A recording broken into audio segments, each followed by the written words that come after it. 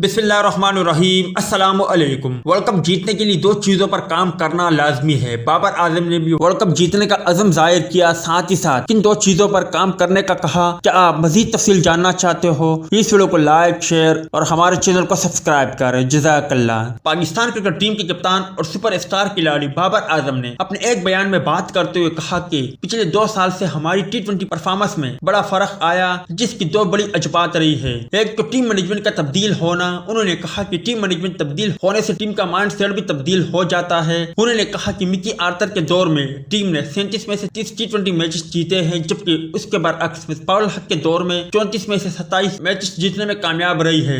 दूसरी बात जो बाबर आजम ने की वो टीम में तब्दीलियों के बारे में थी। आप टीम बदलते हैं तो उससे टीम की कारकर्दगी असरअंदाज होती है। उन्होंने कहा कि 32 मैचेस तो T20 की कॉम्बिनेशन बनाने में निकल जाते हैं। उन्होंने कहा कि किसी भी टीम में टीम मैनेजमेंट और टीम में की जाने वाली तब्दीलियां बड़ा किरदार अदा करती है। इसके अलावा उन्होंने कहा कि हमें मिडिल ऑर्डर और डेथ बॉलिंग पर भी काम करने की जरूरत है। उन्होंने कहा कि अगर पाकिस्तान क्रिकेट टीम की फील्डिंग अच्छी रही और फील्डिंग के मसले पर काबू पाया, इसके साथ मिडिल ऑर्डर के मसले पर काबू पाया, तो यकीनी तौर पर T20 वर्ल्ड कप पाकिस्तान जीत सकती है। और हमें इन्हीं 2 मसलों पर काम करना है। उम्मीद है दोस्तों कि आज की मुख्तसर वीडियो भी आप भाइयों को पसंद आई होगी।